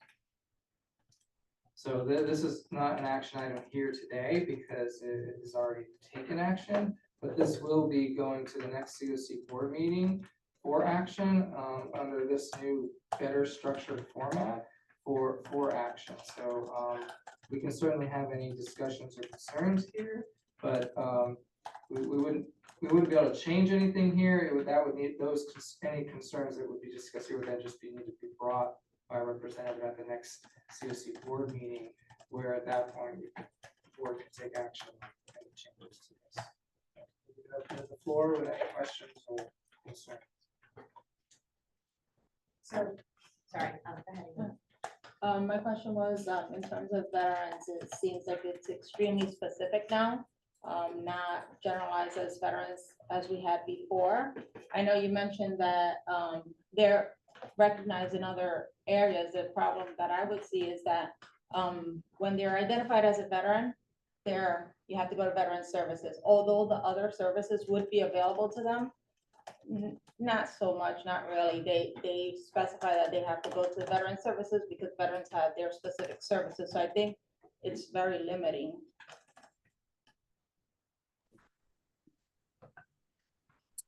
Can I be recognized from this? Yes, you may, Michael. So I'm driving in the Florida Keys. So the concern that we have as a funder of your system is the way that this was presented is too specific. And the answer to it is it just has to say the word veterans. And if you want to put the rest of it, especially those that are, that's perfectly fine. But we ran this through the compliance team at SSVF, which is about $250,000 of system funding. And it's too specific for us to keep it funded at that level. So there is a ramification for not doing this. We've been completely transparent about it, and it's not that we don't want to continue to provide funding to the COC like we have for the last 10 years. But the way your priorities are listed, it's too specific. It just needs to say the word veterans. So you understand what he's saying, right? They're Yes. threatening to take their funding and go away because of the words reentry status, I guess, within the past 3 years with the following additional population priorities, right? So. Yeah, well, and obviously that perspective wasn't shared at the meetings, the task force 7 meetings, meetings, the yes. multiple meetings. So, it was no intention of that. So at this point, it would go back to the board for any changes in verbiage and then approval by that COC board. So it could be changed at the full COC board meeting, Michael, is what's being said, that there could be discussion around eliminating these words that are causing angst about being too limiting. I do think a part of the conversation, that conversation will have to be that the rest of these populations, so to speak, don't have hundreds of millions of dollars attached to them at a federal level and through all these other, all these programmings, and that too has to be recognized. Well, my understanding of this process and task force has been for us to come up with a list to provide to our local funders. That is correct. Our local funders need this for their process, but this doesn't exclude other federal funding that is out there. Right, and it certainly isn't intended to then lose funding. You know, this dollar amount of $250,000 that St. Vincent de Paul has provided to the HLA. In any case, I think So- it's a discussion that can be had there. So another solution would be that you have your prioritization for local funders, and then you have your overall system. So this list is seen by HUD and by the federal partners as more than that. So we attach your funding priorities to our justifications from all of the COCs, because we provide funding to, Judith would have to confirm, 6 or 7 COCs that we provide funding, none of them at the level of Pinellas. So you are our number one funded because you've always been our number one priority. And no, I don't say that at every COC that I sit at. But the fact of the matter is the way the federal partners look at a systems priority declaration on an annual basis is what are the top priorities for the local community. So there's dual intentions for this, and we have to justify giving you money. In the way that that's written, we have already been told by compliance that it's too specific. We'll still be able to provide stuff, but we're going to have to look at the overall system of veterans on a snapshot day and how many of them have come out of active duty in the last 3 years. And I'm going to tell you, it's going to be less than 10%. So you're looking at a minimum of probably a 90% cut in funding, because we're funding an overall system that is based on data. And I'm happy to come to, if it isn't here, I jumped on this call because I thought that you were going to be making a recommendation to the board to alter it. I'll be happy to take it from them.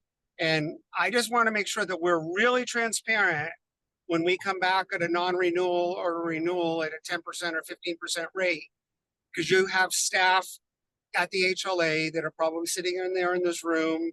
And I'm sorry about that part, but we provide the funding for that staff. And they do a really good job. Our veteran numbers have never been better. So we just need to stay on the right path. And we have I don't want to do this, but you know, I have to justify the $20 million that we are in possession of. We have to justify it to the feds.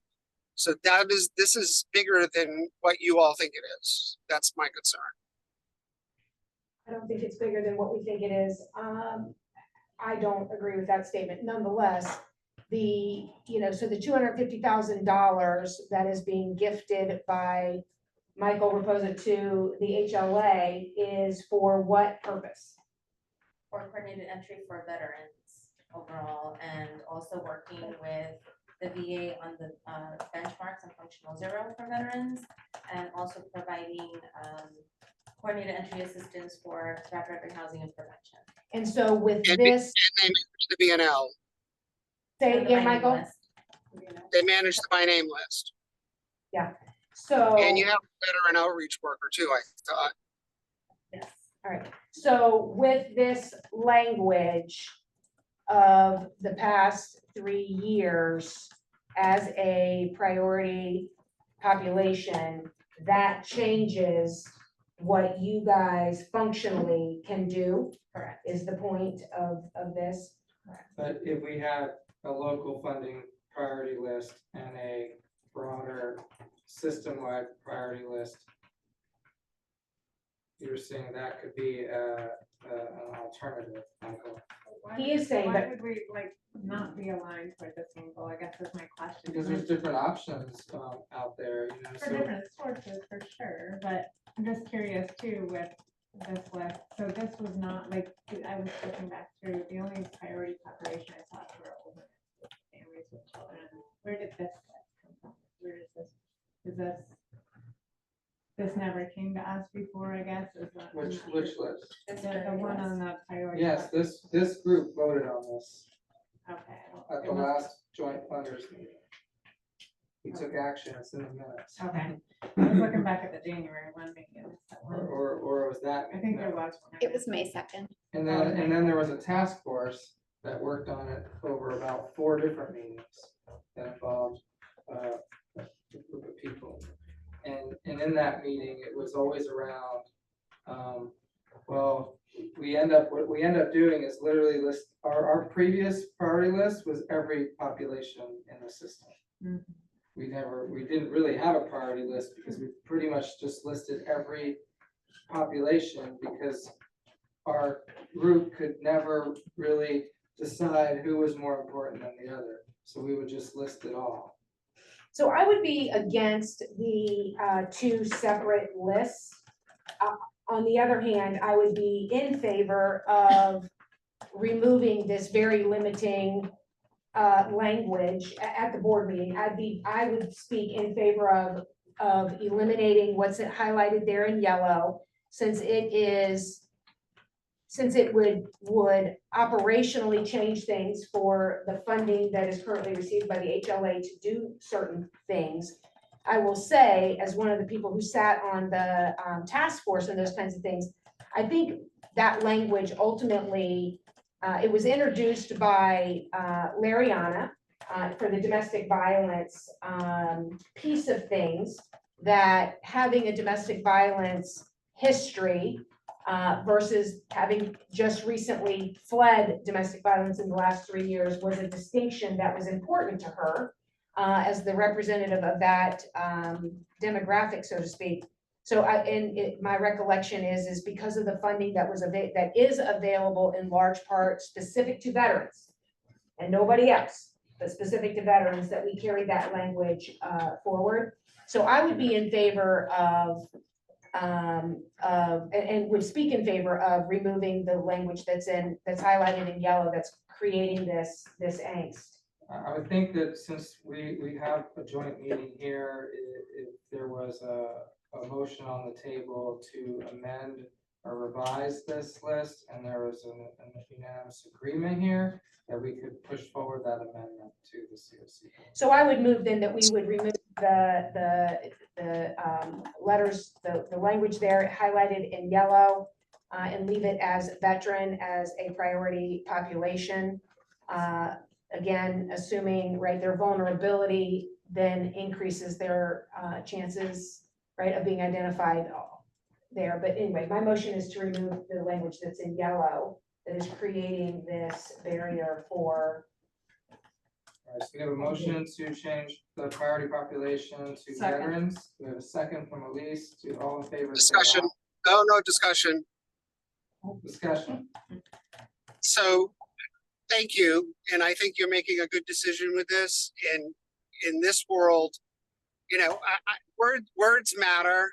And I have to tell you that I have personally been on the backside of some really sharp tongues within the HLA, which is a big reason why I personally have pulled away from it. And I'm not suicidal, but I will tell you that I've laid awake at night hurt by a lot of the sharp tongue that has come my way over the years there. And for the record, this is not a Michael Raposa gift to the HLA. It's a system gift on behalf of the VA that we facilitate to give to you. And that needs to be crystal clear. And we are the last of the 200 contractors in the United States that have left system level funding as part of their contracts. Because I believe, having worked at the system level, that converting this into an unfunded mandate for the system is the wrong thing to do. But this is not about me. And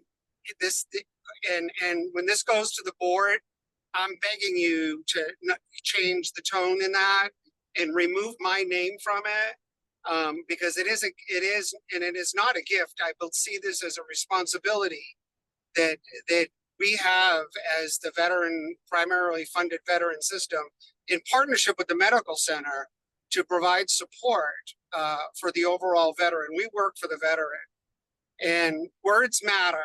And, you know, if you want to make changes to the overall climate and at the executive level, we have to treat each other kinder.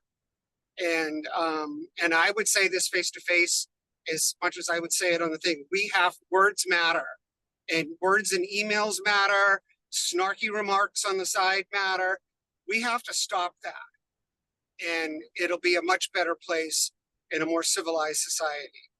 So thank you for doing this. And it is, it doesn't impact me. I could take the 250, or we could take the 250, and we could give it a BOLI for more employment services. We could give it to any one of the subcontractors.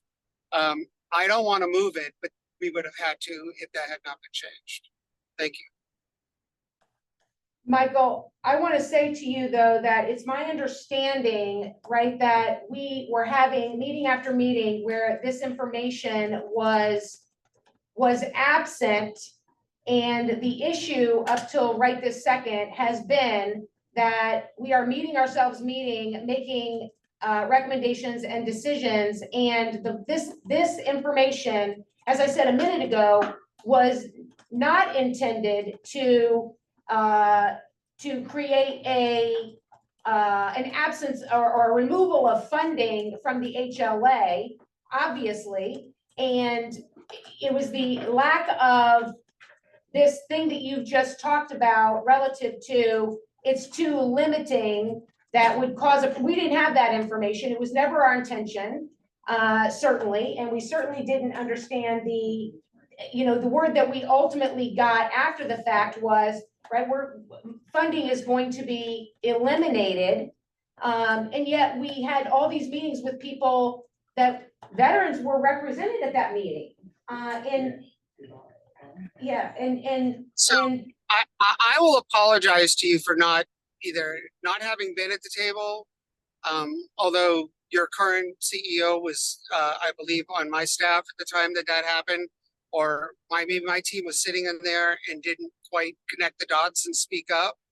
I will tell you that the minute that I saw it, because we were looking forward to put our contract renewal in place with VA, I went, uh-oh. And the minute that I saw it was when it came back. So yes, we probably should have spoke up. But my intention here is to not, I could have just said nothing and pulled the funding and just walked away, I guess, but that's the wrong thing to do. I mean, and I'm not saying that there was malice, although I've seen some stuff and I've heard some stuff that I'm just really uncomfortable with, April. And there's a level of professionalism and civility that I'm calling for. And at least as pertains to me, I don't care how y'all treat each other, but I will tell you that it isn't me being a weenie, and it isn't SBDP being a weenie in any of this stuff. I'm trying to get it in line so we don't have to, so that there's not an unintended consequence from an action that was taken that didn't have the full information. And that's why I'm on a call on US 1 driving through Isla Mirada right now on my vacation to make sure that this gets fixed so it doesn't happen. Well, we appreciate your time, Michael. Again, I say it certainly was not, I don't know what you've heard, and we can take that offline, but I can assure you there was no intention, no malice in every discussion I've been a part of that it would do what you are saying it would do, which is to limit access to services for the veteran population, was never the intention. And I certainly have never heard words like weenie or other things being used on this topic. Nonetheless, you've made your point. It's a point well made. It's a point well taken. And we've made the change here before it go. Well, we got to take. Thank you, Michael. Is there any other discussion on this? All right, we'll conclude with a vote. All in favor, say aye. Aye. Any opposed? Motion passed. Thank you, Michael. Okay, we are at the public comment section of the meeting. It's been a long meeting. I appreciate everyone. So I'll open the floor for any public comment. I was just gonna note that, 4 of the 5 CDBG jurisdictions are starting their 5-year plan cycle again. So we're taking, helping out, coordinate us all as we have to do a fair housing analysis of impediments all together. And then we'll be working on this next year, same with our action plan through that 5-year plan, and setting our new goals and so forth. So obviously, like, this type of stuff is important for us to factor in. We did also ask HUD about if we're allowed to do kind of a unified funding application if we had a priority project. And of course, HUD's answer was, well, maybe, but it's complicated. Depending on who's people are served by it. But just thinking about, especially, I know there's more like family shelter space going away after ARPA money, I think in September. But if there's a priority public facility type project,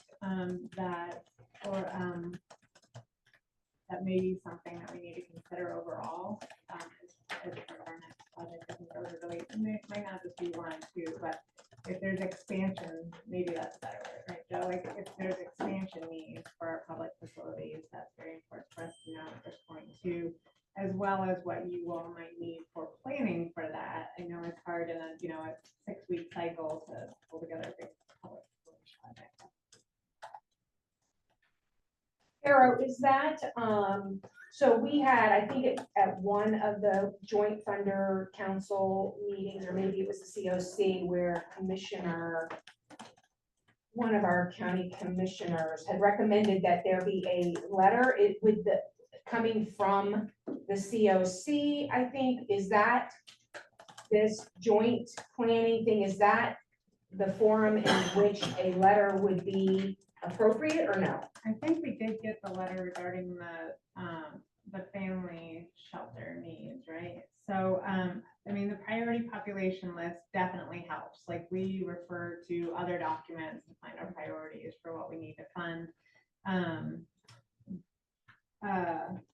So I think data always, speaks volumes. So any research, I know you guys have wonderful data through you all, but there may be things that we need to tap to really find out, like, the data behind these priority populations, in terms of us setting our needs for the next 5 years. And if I understood you correctly, if there is opportunity in this 4.5 acres, or if there's opportunity with Pinellas CoC for expansion, that might be a project that should be submitted for consideration or no? So it wouldn't be in the 5-year plan. We could, our priorities we set are kind of broader goals, but it would require a lot more coordination on our part if we said, okay, we all have this much and we're going to take this segment and I'll set it aside to do 1 application, let's say, for X type of shelter. And then we put out, like, see if we could do 1 application cycle similar to the note flow that COC does, so that you're not like applying to Clearwater for this much and hoping that they approve it, but then the county doesn't know about the Clearwater one. You know how that's usually segmented. So trying to find a way, if we knew, what a priority kind of impactful project might be, that maybe we could see if we could come together for a unified application for that type of project. But it doesn't have to be part of the big, like, submitted yet, but we need to kind of be thinking that through, I guess. There's a lot of public outreach creating content, right? And, Yes. Maybe we need to do the Funders Council deliver this as, just a specific meeting to get that input into that comp plan for the jurisdictions that are creating. So there's 4 or 5, we're one. No, Park's the only one off cycle, but they still have their annual action plan that they do too. So it's not that they don't have funding, they're just not the same place. You will see as we go forward, probably in the fall, there will be 3 at a minimum public hearings, north, central, and south, for input with needs and priorities. This priority list is going to be something that we have contracted for the county's consolidated plan. We've contracted with Wake Trim to assist us with this. If there is that want and need for the funders and providers council to have a meeting with our consultant to give that information. We can get that on the list. We can have those discussions. That won't be a problem. But we will be doing that with moving toward July of next year when we get our approval. But the 5-year plan, as Chuck says, there is a great deal of outreach we've got to do. And all of that, if you remember correctly, when we did the home art allocation plan, we came together as a group with the COC to work toward that allocation plan. We may need that same meeting again to do that. So I would put that on my list to have that discussion as we are planning out this set of public hearings and outreach that we'll do. I will put that on there that we will have a COC-wide group meeting to put the needs and everything. So we put it on. We use weight trim too, so there could be some synergies there. Yeah. I do think this was the discussion around the letter. Maybe, that if you're having one, the county's having one, Clearwater's having one, that and I'm assuming the priority population list will be very helpful consistently. But I thought there was also a request for previously a letter that, in other words, when you guys meet, you would have the same information as county and Clearwater and Pinellas Park or whatever. I think Karen had brought that up for the funding request with the priority for the family shelter. I think the county was putting their budget together at that time, so we're. It was Commissioner Peters, who recommended this letter I'm talking about. I think it was separate, but it was Commissioner Peters who suggested. But if we had an opportunity to meet with them, it'd probably be the same thing. The issue or the idea was that, as a group, that we aren't all, do you remember this, Michael, that we aren't all making our way to these 3 or 4 public meetings, and who's authorized to get up and speak on behalf of all of us at these individual, right, City of Largo, City of Pinellas Park, Clearwater County meetings with the priorities. And so the Commissioner Peters is the one who suggested the letter that this document might just take the place of. But whatever way we can help advocate in each of these forums, I would say we would want to do. I think the HLA and Area Agency on Aging helped pull data on the senior homeless population that we brought to our Advantage Pinellas task force, which had people from different jurisdictions on it too, to talk about senior housing density bonus.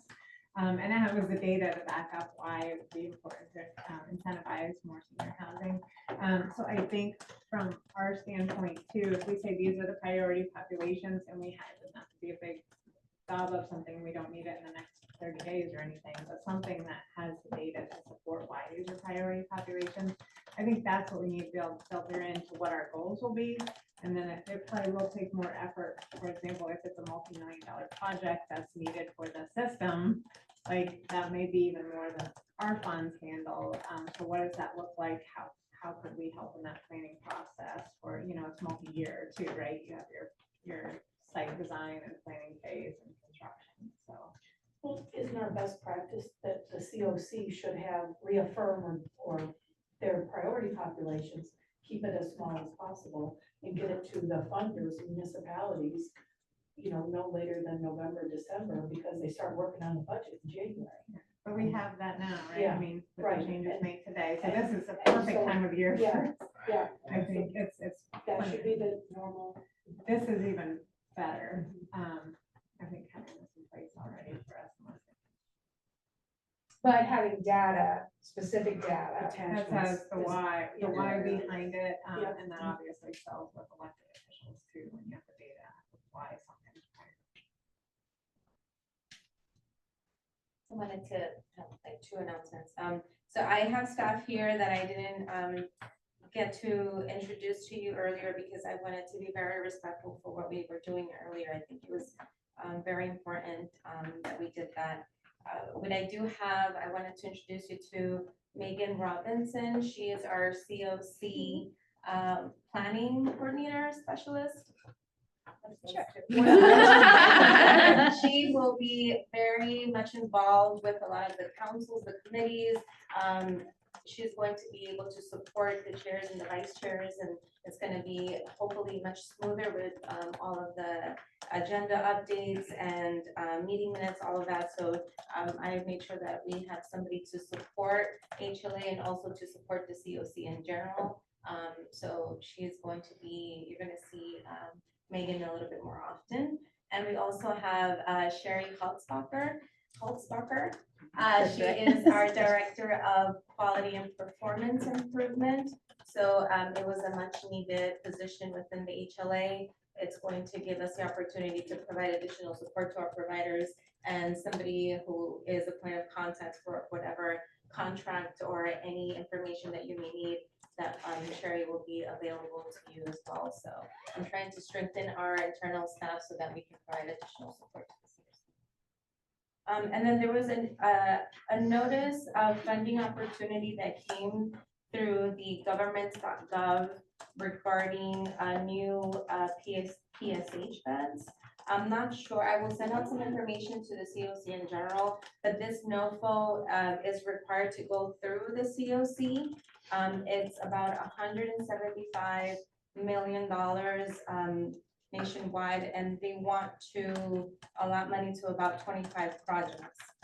I have some information on it. I'll send it out to everybody, but if there is an appetite for permanent supportive housing within our COC, this is something that we could probably look into, and HLA could help submit that application. This application is not due until November 21st, so we do have some time if we want to get information together and submit a general application for it. Is it for building permanent supported housing? Or converting? It's converting. It's converting. Oh, yeah. Converting. It says construction, acquisition, and rehab. Not new construction. Not new construction? No. We can look at it. And there is eligibility expenses for operations, supportive services, and no more than 10% should be allotted for administration. So I'll send out the information to everybody.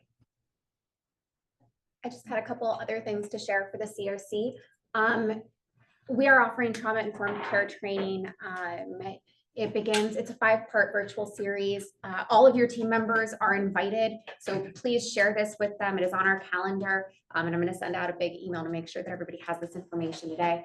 But it's a 5-part series. It starts on Wednesday, and you can come to all of it or one of them. Totally up to you. There is no cost associated. HLA is covering the cost for this, so that is available to you and your team members. Also, the point in time report, the 2024 PIT report, will be presented during next Friday's COC board meeting. So if you are at that meeting, wonderful. If not, please feel free to join us on Zoom at 9 a.m. on Friday, August 2nd to learn about the 2024 point in time count. That's what I got. Can you give us a sneak peek just in terms of the number? What was the final number? Numbers were consistent. I'll say numbers were consistent, fairly consistent with last year. You might notice a difference though in the number of sheltered and unsheltered. Those seem to have, numbers there seem to have changed, but proportionally. So that's what I'll say for now, because I'm not allowed to say much else without board approval. That number, just so everybody knows, right, is the number that we're all need to be focused on relative to October 1st. And ultimately then enforcement begins January 2025. So that's the number that the unsheltered number in particular, that number, and then the capacity of shelter becomes the, right? So if the number of unsheltered is, and I'm just making it up, 4,000, and the capacity of shelter is 20, right? We have a net issue of, 3,920 or whatever the math is, right? Of what are we doing with this group, right? So the 4.5 acres and the Pinellas Hope and all that becomes, right? It all starts to tie together. So this number is going to be very important. The final number of sheltered versus unsheltered count will be very important to us. How many people could fit in those, Portables trailers? or Yeah, functions? but there, which says 18 of them? Yes, I'm not sure if, how many students they would hold, but I was told that you can essentially put a divider in between and have 2 families in there. They're about 850 square feet. They're not small, and I was told that you can also convert them to showers, if that's something that the community was interested in. So about 2 families per More or unit. less. Yeah. So Or 9. bunk beds for the room. Because, the, some of the local municipalities have been talking about identifying parking space for overnight parking. And if they could secure like a portable that's converted for showers and those kinds of things. Right now, right, I just got the list, there are 62 families living in cars right now that we are aware of. And about 12 of them or so, my number might be off, have littles under 1. And so we are working, right, it's the numbers, right, that we need to be. And so if they're, and some of them are reporting that, they are starting now to get the education warning that they can't be there and that they need to move on. And so, it's gonna be a multi-layered strategy, right? But parking and overnight parking or overnight camping with the proper facilities, showers and whatnot, probably has to be a part of our strategy. You mean the parking lots at the different city buildings, like the Well, Tidewater City Building? yes and no. Apparently churches, apparently there's, some places in some of our municipalities that built out like big parking lots for a variety of things that might be able to be used for overnight parking. I would think this isn't the first time it's brought up on the country. I wonder what different coalitions, the Florida Coalition, other coalitions. I would think this would be a topic that might have been discussed elsewhere in the US, so we have the information on that. So some COCs are looking at encampments, others are looking at building additional housing. Portables too. Or portables. Yeah, I specifically. have not heard of other COCs doing portables. I know that Vero Beach reached out to me regarding a mobile shelter, which is called Dignity Bus. They have a mobile shelter that can sleep up to 20 clients in there. They have storage, shower, washer and dryer, all within that bus. And they were talking about possibly if Pinellas County was interested in something like that, but the cost of the bus would be $150,000. But they would provide 2 staff 24/7 to be able to manage the clients coming in and out. For $150,000? Yes. All of that for $150,000? For 20 people, is that what you Like we should be, like, That's good. that should be something that's on this list of things that we're. Yes. And then And, it just goes from private place to park wherever the church will let it.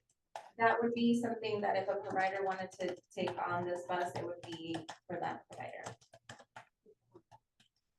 The electricity and stuff, Sewage. I think we need more information on that. Sharing regional ideas from across the country, state. Chuck mentioned the Salvation Army in Clearwater has a lot of land there. Was it Highland and Druid? Yeah, the proposal of housing. Right. At some point, there's- Even, well, and the law only allows your shelter to be there for a year. And now, oh, is it? It's interesting. I can call them. All right, are there any other updates? Or any, So NOFA has not dropped yet. We're still waiting for that to happen. We are prepared. We have everything set, ready to go, but once it drops, we will have a very tight deadline on submitting applications, review, and Frank can review all of that stuff, so we will definitely send out that timeline as soon as we get that, application out. If anyone here didn't get, the invitation, I apologize, but I did want to invite everyone to our open house for Whispering Pines Apartments, which is Friday, August 9th at 9:30 a.m. Parking will be at the church next door, which is at 2601 54th Avenue South. This is 20 units of permanent supportive housing for families. So we're actually moving in our last 2 families this next week. It's fully occupied, so I could just close with some positive news. If you're available, we'd love to have you there. Yeah, if you've never seen Bowley property, it is something to be seen. It's beautiful. I have not seen Whispering Pines, but I've seen all the others and they're just absolutely beautiful. So if you haven't gone to an open house of Bowley's, I would encourage you to do it if you can make it. The GW's memorial is tomorrow at 11. Yes. And the memorial is tomorrow at 11. Okay, meeting adjourned. Thank you, everyone.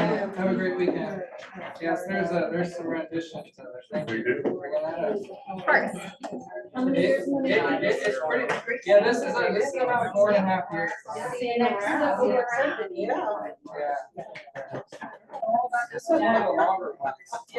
But we dealt with a lot of more so than we. Hey, Victoria. Give me your Venmo. Yes, I will. Absolutely. Oh. Bye. Bye, have a good one. Good weekend.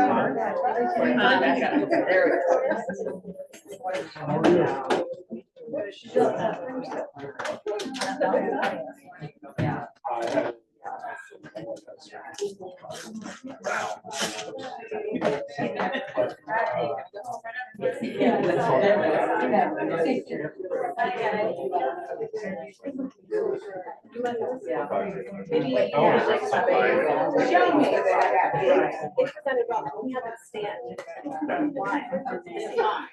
There's good pictures.